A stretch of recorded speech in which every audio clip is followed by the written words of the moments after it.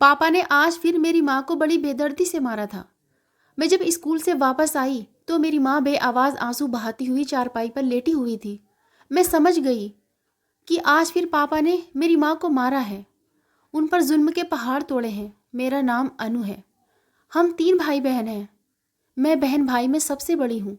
मेरा ताल्लुक एक गरीब घराने से है, जहाँ 2 वक्त की रोटी मुश्किल से ही नसीब होती है। मेरे पापा जुआरी हैं। वो जो कुछ भी कमाते हैं जुए में हार जाते हैं। मेरी माँ बेचारी लोगों के घरों में काम करती है और जो खाना बचा कुचा होता है वो वापसी घर ले आती है।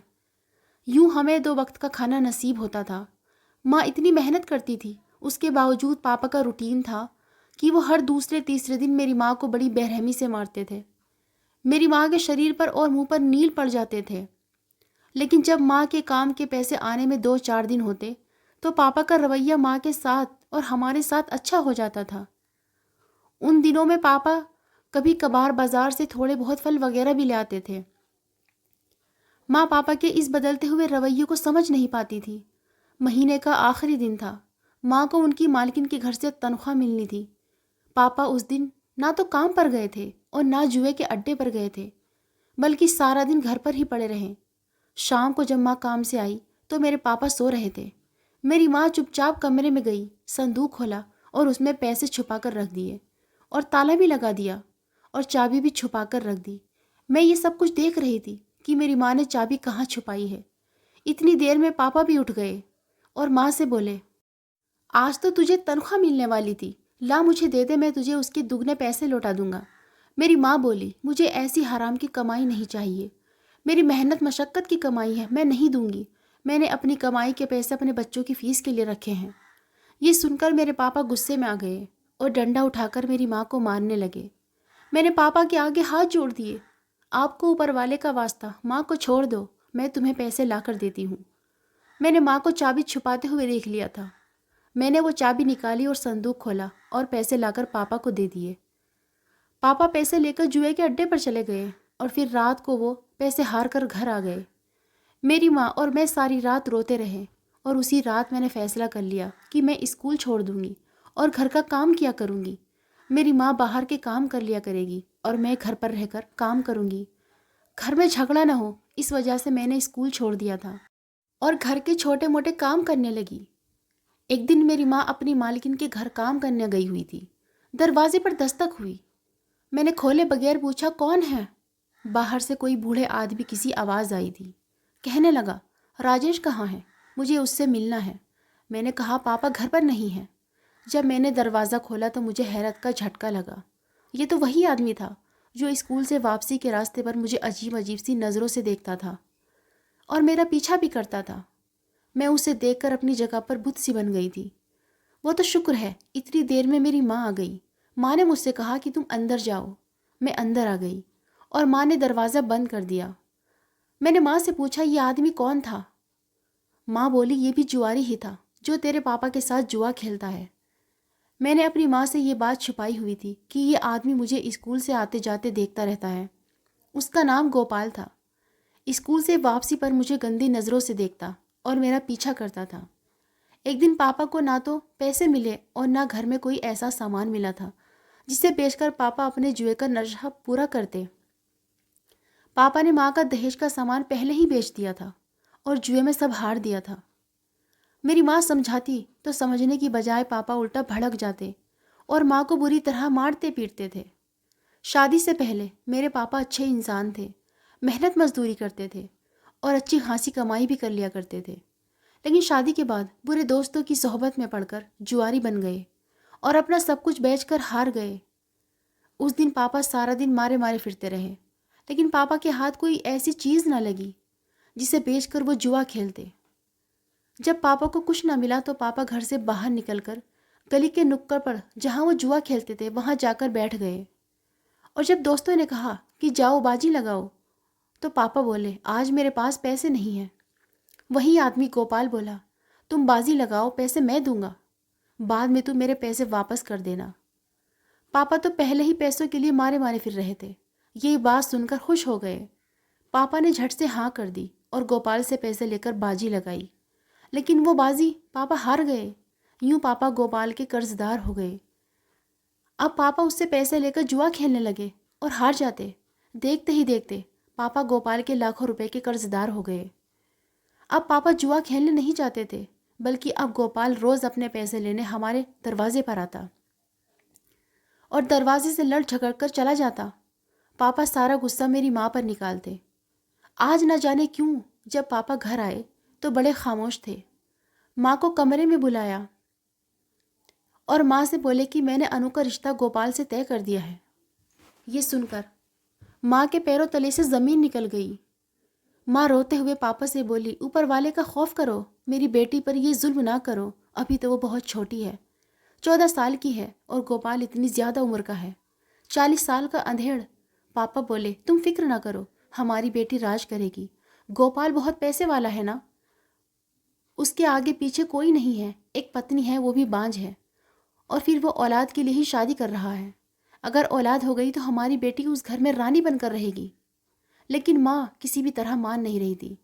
मेरे पापा को कस्में दे रही थी, लेकिन पापा तो ज़ुबान दे चुके थे कि या तो 2 लाख रुपए वापस कर दे या 3 दिन बाद अपनी बेटी की शादी गोपाल से कर देंगे। जब माँ किसी तरह ना मानी तो पापा ने कहा कि एक शर्त पर तुम्हारी बेटी इस शादी से बच सकती है। तुम गोपाल को 2 लाख रुपए उसे वापस कर दो, जो कि मैं उससे कर्ज लेकर जुए में हार चुका हूँ। ये सुनकर तो जैसे मेरी माँ के दिमाग ने काम करना ही छोड़ दिया था। माँ समझ नहीं पा रही थी कि वो क्या करे, कैसे अपनी नन्ही कली को बचाए। माँ उठी और भागते हुए अपनी मालकिन के घर गई। उनसे कहा कि मुझे 2 लाख रुपयों की सख्त ज़रूरत है। आप मुझे एक पैसा भी मत देना, हर महीने मेरी तनख्वाह आप रख लेना। मैं आपका काम तब तक करूँगी जब तक आपके 2 लाख पूरे नहीं हो जाते। लेकिन माँ की मालकिन बोली, मैं इतनी बड़ी रकम कहाँ से दूंगी? अगर दे भी दूँ तो तुम्हारी ज़िंदगी कर्ज उतारने में ही निकल जाएगी। माँ रोते हुए घर वापस आई थी और मुझे गले लगाया और रोने लगी। मैं बोली, क्या बात है, क्यों रो रही हो? माँ कुछ नहीं बोली, बस कहने लगी कि दिल भारी हो रहा था। मैं समझ गई थी मेरी माँ क्यों रो रही है, क्योंकि मैं अपनी माँ और अपने पापा की बातें सुन चुकी थी और किसी हद तक समझ भी चुकी थी कि पापा के किए की सज़ा मुझे मिलने वाली है। लेकिन मैं खामोश थी। मैं कर भी क्या सकती थी? अगर इनकार करती तो माँ की तरह पापा मुझे भी मारते पीटते। इस डर से मैं भी चुप रही। 2 दिन तक मेरी माँ खामोश रही, ना कुछ खाया पिया। पापा ने भी इन 3 दिनों में ना मेरी माँ पर हाथ उठाया और ना मेरी माँ से पैसे मांगे। 3 दिन बाद माँ मुझे कमरे में ले गई और एक लाल रंग का जोड़ा दिया, जो कि काफ़ी खूबसूरत था। वो कहने लगी, इसे पहन लो, आज तुम्हारी शादी है गोपाल से। मैंने बिना कुछ बोले वो जोड़ा पहन लिया। कुछ देर बाद पापा भी कमरे में दाखिल हुए थे और कुछ देर बाद मेरी शादी गोपाल से हो गई। शादी के बाद मेरी माँ मुझे गले लगाकर खूब रोई और बोली, मेरी बच्ची मुझे माफ़ कर दे, मैं तुझे इस दरिंदे बाप से बचा नहीं सकी जो कि जुए में तुझे हार गया है। मैं भी हिचकियाँ ले लेकर रो रही थी और मुझे ये देखकर बहुत हैरत हुई थी कि आज तो मेरे पापा भी रो रहे थे और हाथ जोड़े मुझसे माफ़ी भी मांग रहे थे। मैंने पापा के जुड़े हुए हाथों को थाम लिया और ज़ोर ज़ोर से रोने लगी। सबसे मिलकर मुझे गाड़ी में बिठा दिया गया था और गाड़ी चल पड़ी। आधे घंटे के बाद गाड़ी एक घर के सामने रुकी। गोपाल ने दरवाज़ा खोला। मैं गाड़ी से बाहर निकली। गोपाल बोला, ये तुम्हारा घर है, अंदर चलो। मैं अपने पति के पीछे घर में दाखिल हुई। घर काफ़ी साफ़ सुथरा और बड़े सलीके से हर चीज़ रखी हुई थी। एक कमरे से एक औरत निकली। गोपाल बोला, ये मेरी नई पत्नी है, मैंने आज इससे शादी की है। इसका नाम अनु है। आज से तुम दोनों मिलकर इस घर में रहोगी। उसकी पहली पत्नी विधि गोपाल से उम्र में काफ़ी छोटी लग रही थी। वो मुझे एक कमरे में ले गई और बोली, कपड़े बदल लो, मैं तुम्हारे लिए खाना लेकर आती हूँ। कमरा काफ़ी बड़ा और सलीके से सजा हुआ था, जैसा कि मैंने सपनों में देखा था। जब मैंने अलमारी खोली तो उसमें काफ़ी ज़्यादा कपड़े भरे पड़े थे, जो कि बहुत ही खूबसूरत थे। मैंने एक जोड़ा निकाला और पहन लिया। थोड़ी देर बाद मेरा पति कमरे में आया। उसे देखते ही मुझे डर लगने लगा। वो बोला, मुझसे डरो मत, अब मैं तुम्हारा पति हूँ, मुझसे डरने की ज़रूरत नहीं है। वो सोफे पर बैठ गया और मुझसे बोला, इधर आओ, मेरे पास बैठो। मैं डर के मारे उससे दूर सोफे पर बैठ गई। मेरी इस हरकत पर वो हंसने लगा। इससे पहले कि वो कुछ और कहता, उसकी पहली पत्नी विधि खाने की ट्रे हाथ में लेकर कमरे में दाखिल हुई और टेबल पर रखते हुए बोली, ये लो, खाना खा लो और खाना खाने के बाद आराम करो, तुम थक गई होंगी। मैं बोली, मुझे भूख नहीं है। विधि खाना रखने के बाद कमरे से चली गई थी। मेरा पति बोला, इधर आओ, मेरे साथ मिलकर खाना खाओ। मैंने कहा, मुझे नहीं खाना, क्योंकि मैं सिर्फ अपनी माँ के साथ खाना खाती हूँ। लेकिन गोपाल बोला, लेकिन आज से तुम मेरे साथ खाना खाया करोगी, क्योंकि अब हमारी शादी हो चुकी है। उसने खाना उठाया और मेरे पास ले आया।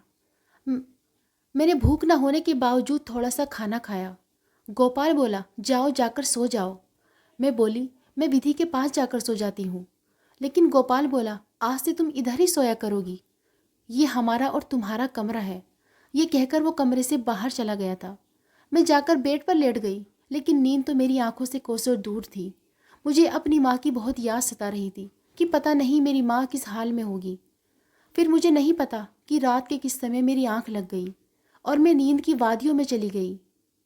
मेरी आंख सुबह के टाइम खुली और मैं ये देखकर दंग रह गई कि गोपाल मेरे पास सो रहा था। मुझे जागते देखकर वो भी उठ गया और कहने लगा, जब मैं कमरे में आया तो तुम सो गई थी। ये कहकर वो धीरे धीरे मेरे करीब होने लगा। मैं उस समय उससे बहुत ज़्यादा डर रही थी। और फिर थोड़ी देर बाद बाहर आंगन में आ गई। किचन से खाने की खुशबू आ रही थी। मैं सीधा किचन में चली आई। देखा तो विधि नाश्ता बना रही थी। मैं किचन में ही चली गई। विधि आई, बोली, तुम यहाँ क्यों आई हो? मैं तुम्हारा नाश्ता तुम्हारे कमरे में ले ही आती। मैं बोली, नहीं, मैं यहीं पर नाश्ता कर लूँगी। इसी तरह दिन गुजरते रहे। विधि मेरी सौतन थी, लेकिन उसका व्यवहार मेरे साथ बहुत अच्छा था। वो मुझे बिल्कुल छोटी बहन की तरह रखती थी। और फिर शादी के 2 साल बाद ऊपर वाले ने मुझे चांद सा बेटा दे दिया। गोपाल और विधि बहुत खुश थे, क्योंकि वो बे औलाद थे। औलाद की खुशी को तरसते थे। मेरे बच्चे को पाकर वो दोनों बहुत खुश थे। विधि मेरे बेटे को ऐसे प्यार करती जैसे वो उसका अपना सगा बेटा हो।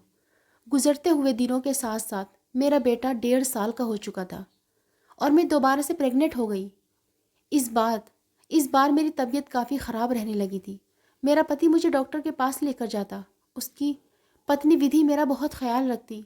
मेरी देखभाल में कोई कमी नहीं छोड़ती थी।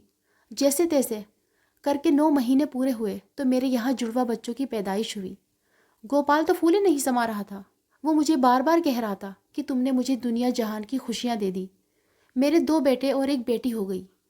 अब तो गोपाल अपने बच्चों को और मुझे देख देख कर ही जीता था, लेकिन मुझे मेरा पति बिल्कुल भी अच्छा नहीं लगता था। मैं जब भी उसे देखती तो ऊपर वाले से यही दुआ करती, काश ये मुझे तलाक दे दे।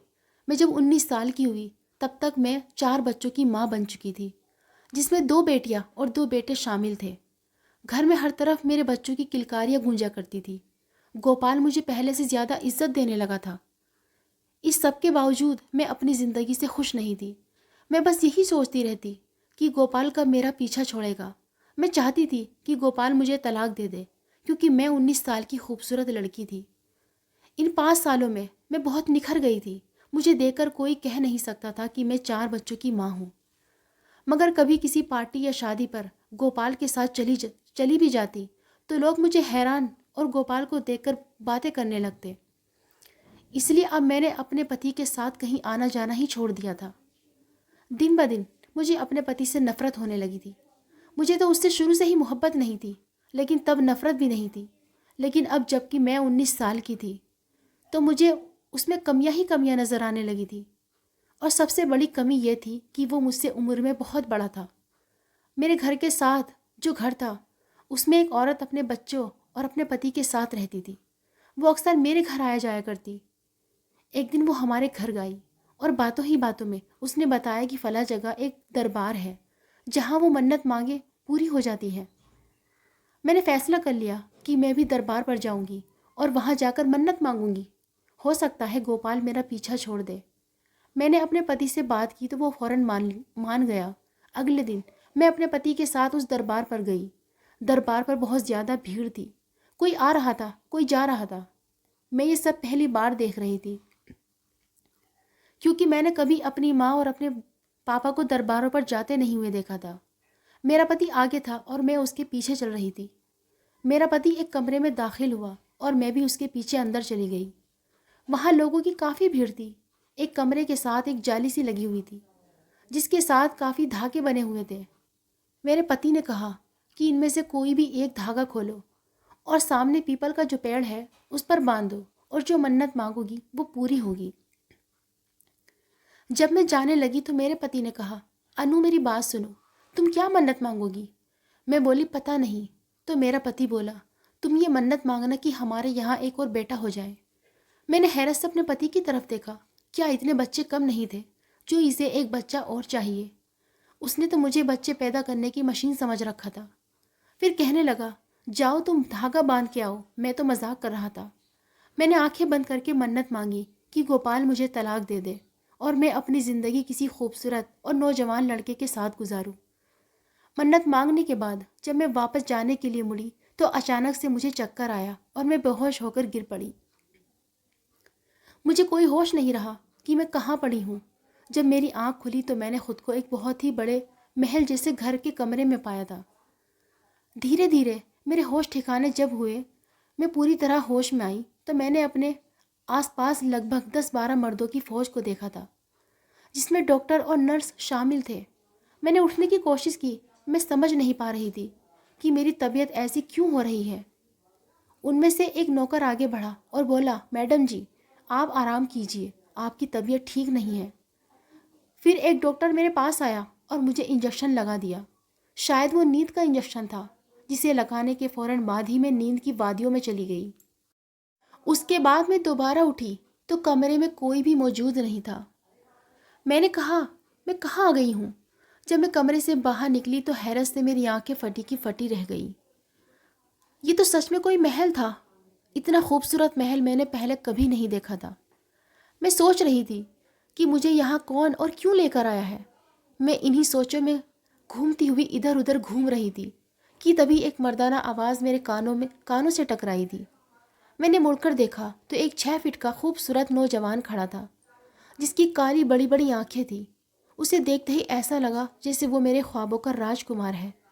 वो कहने लगा, अब कैसी तबीयत है तुम्हारी? मैं बोली, ठीक हूँ। मैं उससे बोली कि तुम कौन हो और मुझे यहाँ क्यों लेकर आए हो? वो बोला, मैं तो तुम्हारे सपनों का शहज़ादा हूँ। जब मैंने पहली बार तुम्हें देखा था तो मैं अपना दिल तुम पर हार बैठा था, क्योंकि तुम तो बहुत ही खूबसूरत हो। क्या तुम मुझसे शादी करोगी? मैं सोच रही थी कि मैं क्या बोलूँ। क्या उसे सच बता दूँ कि मैं पहले से शादीशुदा हूँ और मेरे 4 बच्चे भी हैं? इससे पहले कि मैं कुछ बोलती, वहाँ पर 2 नौकर आए और बोले, सर नाश्ता तैयार है। उसने हाँ में सिर हिला दिया तो वो चले गए।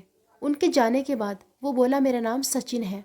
मैंने तुम्हें पहली बार शादी पर देखा था। शायद तुम अपने पापा के साथ शादी में आई थी। मैं पहली ही नज़र में तुम्हारा दीवाना हो गया था और उसी दिन मैंने सोच लिया था कि मैं तुमसे ही शादी करूँगा। मैं तुमसे मिलने के लिए तुम्हारे पास जा ही रहा था कि अचानक मुझसे मिलने मेरा दोस्त आ गया। उससे मिलने के बाद मैंने तुम्हें काफ़ी ढूंढा, लेकिन तुम मुझे कहीं नज़र नहीं आई। उस दिन से मैंने तुमसे खामोश मोहब्बत करना शुरू कर दी थी। तुम्हारा कोई पता भी नहीं था मेरे पास कि जिससे मैं तुम्हें ढूंढ सकता। एक दिन दरबार पर मैं मन्नत मांगने गया था कि मेरी मोहब्बत मुझे मिल जाए। अभी मैं दरबार के अंदर ही गया था कि लोगों की भीड़ देखी। जब मैंने भीड़ के पास जाकर देखा तो तुम वहाँ बेहोश हालत में पड़ी थी। मैं जल्दी से आगे बढ़ा और तुम्हें उठाया और अपनी कार में बिठाया और अपने घर ले आया। मैं तो सोच भी नहीं सकता था कि मेरी मुराद इतनी जल्दी पूरी हो जाएगी और यूँ तुम मुझे दरबार में मिल जाओगी। मैं सोच रही थी, शायद मेरी मुराद पूरी हो गई है। अब मैं अपने पति से तलाक लेकर सचिन से शादी कर लूँगी। मैं अभी अपनी सोचों में गुम थी कि सचिन ने कहा, चलो नाश्ता कर लो, मुझे फिर ऑफिस के लिए भी निकलना है। हम नाश्ते की टेबल पर बैठ गए। हैरानी से टेबल पर लगे नाश्ते को देख रही थी। मैंने आज से पहले कभी ऐसा नाश्ता नहीं देखा था और न खाया था। सचिन बोला, नाश्ता शुरू करो। वो नाश्ता करने के बाद ऑफिस जाने के लिए खड़ा हो गया और बोला, शाम को तैयार हो जाना, मैं तुम्हें तुम्हारे घर छोड़ाऊँगा और तुम्हारे माँ बाप से तुम्हारा हाथ भी मांग लूँगा, क्योंकि ना तो इस दुनिया में मेरे माँ बाप है और ना ही कोई और बहन भाई है जो ये काम करेगा। उसकी बात सुनकर मैं खामोश ही रही। सचिन ऑफिस के लिए निकल गया। मैं वापस कमरे में चली आई। मैं अजीब उलझन का शिकार थी। मुझे समझ नहीं आ रहा था कि मैं खुश हूँ या उदास हूँ। मैंने फैसला कर लिया था कि सचिन जब घर आएगा तो मैं उसे सब सच बता दूंगी कि मेरी शादी गोपाल जैसे बूढ़े आदमी से हो चुकी है और मैं 4 बच्चों की माँ हूँ। अगर वो तलाक के बाद भी मुझे अपनाने को तैयार होगा तो मैं गोपाल से तलाक ले लूँगी, क्योंकि मैं खुद भी यही चाहती थी। कमरे में मेरा दिल नहीं लग रहा था तो मैं बाहर हॉल में आ गई। हरी भरी घास और खूबसूरत पौधे उगे हुए थे। ये शाम का समय था। तभी एकदम से गाड़ी के हॉर्न की आवाज़ आई। गार्ड ने गेट खोला तो चमचमाती गाड़ी गेट के अंदर दाखिल हुई। गाड़ी के रुकने के बाद ड्राइवर ने गाड़ी का फ्रंट दरवाज़ा खोला और गाड़ी से सचिन बाहर निकला और अपना बैग ड्राइवर को पकड़ा दिया। मैं तो बस सचिन को देख रही थी। वो बहुत ही हसीन और दिलकश लग रहा था। अब तो मुझे भी ऐसा लगने लगा जैसे मैं भी उससे मोहब्बत करने लगी हूँ। लेकिन मैं ये सोचकर डर जाती, पता नहीं कि वो ये जानकर मुझसे शादी करेगा या नहीं, कि मैं पहले से शादीशुदा हूँ। मैंने सोचा आज मैं सचिन को सारा सच बता दूंगी। वो मेरे पास आया और मेरा हाल चाल पूछा और बोला, शाम के समय तुम यहाँ क्या कर रही हो? सर्दी हो रही है, पहले ही तुम्हारी तबीयत ठीक नहीं है। चलो अंदर चलते हैं, खाना खाने के बाद तुम्हें छोड़ने भी तो जाना है तुम्हारे घर, और साथ ही तुम्हारे घर वालों से तुम्हारा हाथ भी मांग लूँगा। मैं बोली, नहीं, मैं इधर ही ठीक हूँ और मैं तुम्हें एक बात बताना चाहती हूँ। वो बोला, कौन सी बात? मैं बोली, मुझे गलत मत समझना, मैं तुम्हें पहले ही सब बताना चाहती थी, लेकिन तुम्हारी मोहब्बत ने मुझे रोक रखा था। लेकिन मैं नहीं चाहती तुम और गलत फहमी में रहो, इसलिए सच बताना ज़रूरी है कि मैं पहले से शादीशुदा हूँ और मेरे 4 बच्चे भी हैं। मैं सिर्फ 13 साल की थी जब मेरी शादी गोपाल जैसे बूढ़े से हो गई थी। उस दिन तुमने पार्टी पर मुझे देखा था। उस दिन मैं अपने पापा के साथ नहीं, बल्कि अपने उसी बूढ़े पति के साथ थी। मेरे पापा ने गोपाल से पैसे लेकर जुए में मुझे हार दिया था। मेरा बाप गोपाल का कर्ज नहीं उतार सका और उसने शर्त रख दी कि या तो मेरा कर्ज उतारो या अपनी बेटी की शादी मुझसे कर दो। यूँ मेरी शादी गोपाल से हो गई। मैं ना चाहते हुए भी उसके साथ रुखसत हो गई। शुरू से ही वो मुझे नापसंद है। उस दिन मैं दरबार पर यही मन्नत मांगने गई थी कि गोपाल मुझे आज़ाद कर दे। मुझे नहीं पता था कि मेरी मुराद इतनी जल्दी पूरी हो जाएगी। अब मैं वापस उस घर में नहीं जाना चाहती। मैं अपनी बाकी की ज़िंदगी तुम्हारे साथ गुजारना चाहती हूँ। अब तुम बताओ, क्या तुम इस सब के बावजूद भी मुझसे शादी करोगे? सचिन गहरी सोच में था। मेरे पूछने पर वो एकदम से चौंक गया। कहने लगा, हाँ हाँ, क्यों नहीं, मैं तुमसे शादी करूँगा, क्योंकि मैं तुमसे दीवानों की तरह मोहब्बत करता हूँ। मुझे इससे कोई मतलब नहीं कि तुम पहले से शादीशुदा हो। मैं आज ही अपने वकील से बात करता हूँ और तलाक का नोटिस भेजता हूँ, और तलाक के बाद हम शादी कर लेंगे। मैं ये सुनकर बहुत खुश हुई थी कि सचिन को मेरे पहले से शादीशुदा होने पर कोई एतराज़ नहीं है। मैं खुद को दुनिया की खुशकिस्मत लड़की समझने लगी जिसे इतना चाहने वाला, मोहब्बत करने वाला खूबसूरत नौजवान मिल गया था। खाना खाने के बाद मैं अपने कमरे में चली गई। सोने के लिए लेटी ही थी कि मेरे कानों में जैसे किसी बच्चे के रोने की आवाज़ आई थी। मैं एकदम से उठ बैठी, अपने आसपास देखने लगी, लेकिन वहाँ तो कोई बच्चा नहीं था। मैं भागती हुई हॉल में आई और इधर उधर पागलों की तरह देखने लगी, लेकिन कोई भी बच्चा वहाँ नहीं था। मैं वापस कमरे में चली आई और सोचने लगी, मुझे ऐसा क्यों महसूस हुआ, मुझे ऐसा क्यों लग रहा था जैसे मेरा छोटा बेटा रो रहा है और रो रो कर मुझे बुला रहा है। मुझे अब मेरे बच्चों की याद सता रही थी। मेरा जी कर रहा था कि मैं किसी तरह अपने बच्चों के पास चली जाऊं। मुझे अपने बच्चों की जुदाई बर्दाश्त नहीं हो रही थी और मैं उनसे मिलने के लिए बेचैन थी। जैसे तैसे करके रात काटी। सुबह होते ही मैं सचिन के कमरे में गई, दरवाज़ा नॉक किया और अंदर आ गई। मैंने सचिन से कहा, मुझे मेरे बच्चे से मिलना है। मैं ज़ोर ज़ोर से रो रही थी। सचिन बोला, वो गोपाल के बच्चे हैं, तुम्हें उनसे मिलने की कोई ज़रूरत नहीं है, और वैसे भी शादी के बाद मैं तुम्हें ये इजाज़त नहीं दूंगा कि तुम बच्चों से मिलो। मैं बोली, वो मेरे बच्चे हैं और मैं उनके बगैर नहीं रह सकती। सचिन बोला, या तो तुम मुझे छोड़ दो या फिर बच्चों को छोड़ दो, फैसला तुम्हारा है। मगर फैसला करते वक्त ये बात दिमाग में रखना कि मैं तुमसे बहुत मोहब्बत करता हूँ और ये ऐशो आराम वाली ज़िंदगी गोपाल की यहाँ तुम्हें नहीं मिलेगी। मैं शाम तक तुम्हारे फैसले का इंतज़ार करूँगा। मैंने कुछ सोचे बगैर उससे कहा, मुझे अपने घर जाना है, अपने बच्चों के पास जाना है। प्लीज़ ड्राइवर से कहो वो मुझे मेरे घर पहुँचा दे। तुम्हें अपनी ज़िंदगी में मुझसे भी अच्छी लड़की मिल सकती है। यूँ ड्राइवर के साथ मैं अपने घर आ गई। जब मैं अपने घर में दाखिल हुई तो मेरे चारों बच्चे मुझसे लिपट गए। मैं 1 हफ्ते के बाद घर आई थी। मुझे यूं लग रहा था जैसे मुझे अपने बच्चों से मिले हुए मुद्दत गुजर गई है। इतने में गोपाल भी उधर आ गया और कहने लगा, अनु तुम कहाँ चली गई थी? मैंने तुम्हें कहाँ कहाँ नहीं ढूंढा। मैं बोली, मैं राह भटक गई थी, मुझे माफ़ कर दो। मैं आपसे छुटकारा चाहती थी, लेकिन मेरे बच्चों की मोहब्बत और मेरे पति की मोहब्बत मुझे यहाँ तक खींच लाई। गोपाल बोला, मुझे यकीन था कि तुम ज़रूर आओगी, क्योंकि माँ की ममता ऐसी ही होती है जो अपने बच्चों के बगैर एक मिनट भी नहीं रह सकती। आज मैं अपनी ज़िंदगी में बहुत खुश हूँ। मेरे बच्चे अब जवान हो गए हैं और अपनी अपनी ज़िंदगी में बिजी हैं। गोपाल को इस दुनिया से गए काफ़ी समय बीत चुका है और मैं तन्हा हो गई हूँ। लेकिन विधि मेरा बहुत ध्यान रखती है और मैं भी विधि के साथ बिल्कुल सगी बहनों की तरह रहती हूँ। अब मैं सोचती हूँ, क्या मैंने सचिन की मोहब्बत को ठुकराकर और अपने बच्चों की मोहब्बत को अपनाकर सही फैसला किया था या गलत? दोस्तों, अपनी राय कमेंट बॉक्स में ज़रूर बताना। अगर आपको हमारी आज की कहानी पसंद आई है तो इसे लाइक करें और अपने दोस्तों के साथ शेयर करें, और हाँ, चैनल पर नए हैं तो प्लीज़ चैनल को ज़रूर सब्सक्राइब करें।